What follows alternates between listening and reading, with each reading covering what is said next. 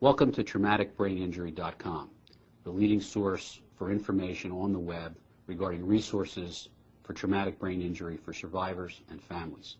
My name is Stewart Cohen. Today's guest is Joanne Finegan.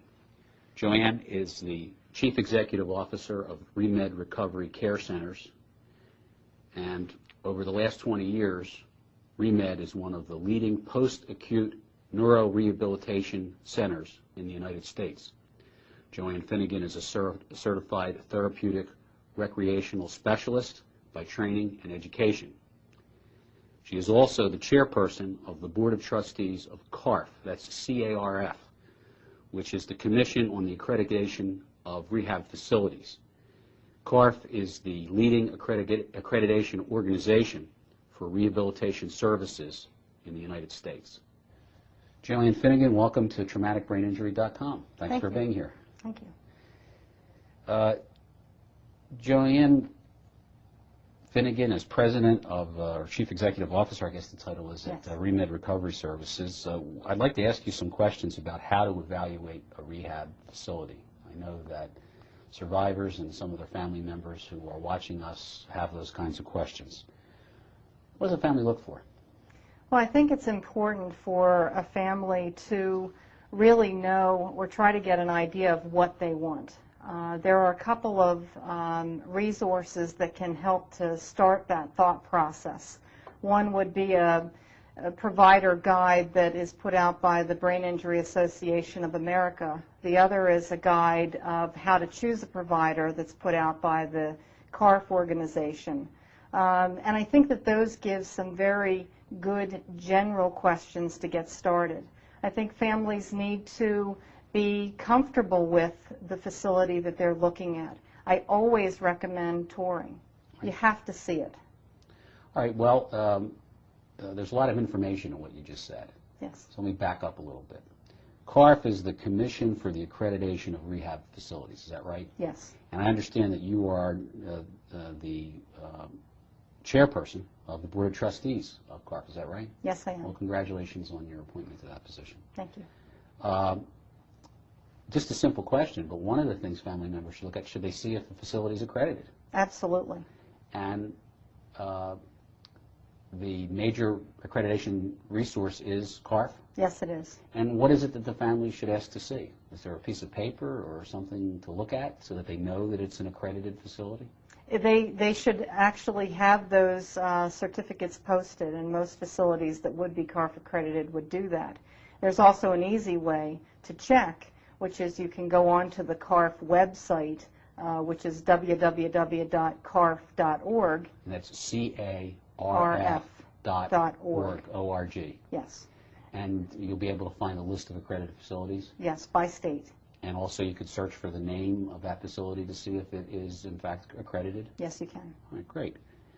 All right, so accreditation is one thing you can look for.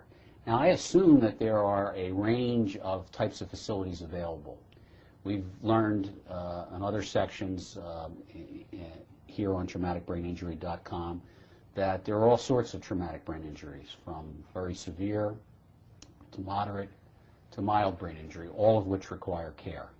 I imagine there's a range of rehabilitation facilities available as well. Is that true? Yes, it is. Why don't you tell us about the range? Sure. Now, assuming that we're talking about someone who has come through a kind of the hospital gamut, so from trauma center potentially to acute hospital to then rehabilitation hospital, most people would then ultimately go to outpatient therapy from there.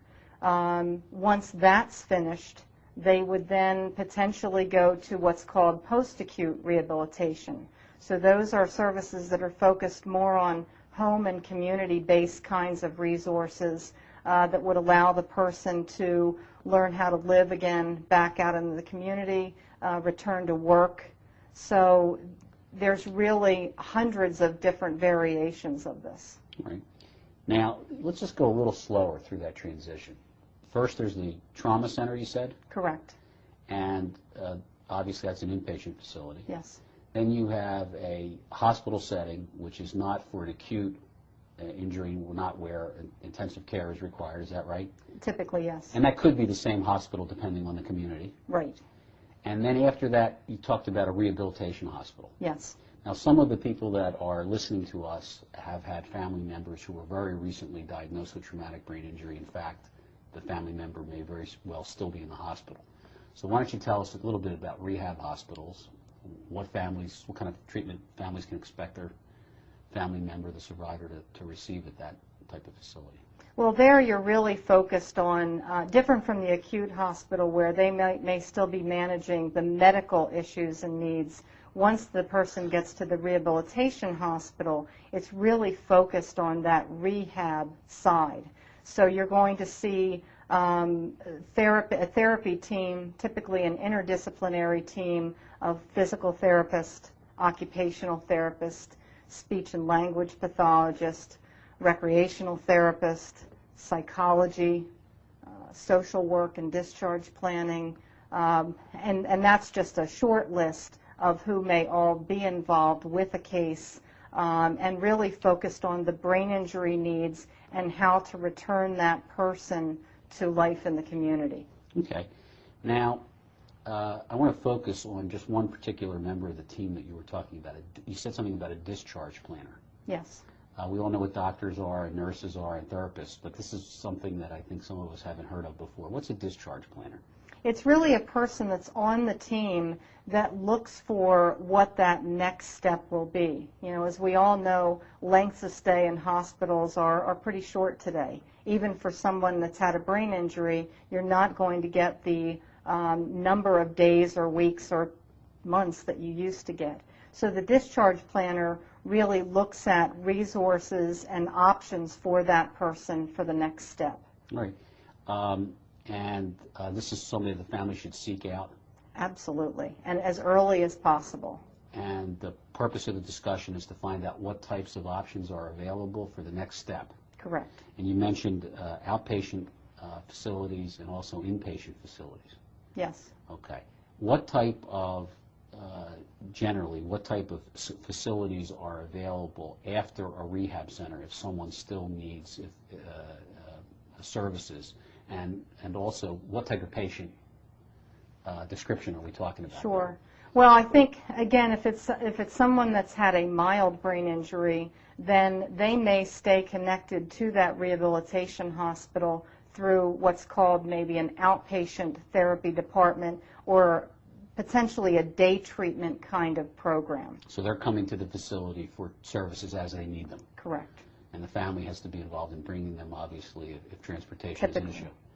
All right. And are there also inpatient facilities? Yes. So if you take then that more moderate to severe kind of injury where the family is really not capable of taking that person home at that moment, then what you may look for is an inpatient rehabilitation facility in the community.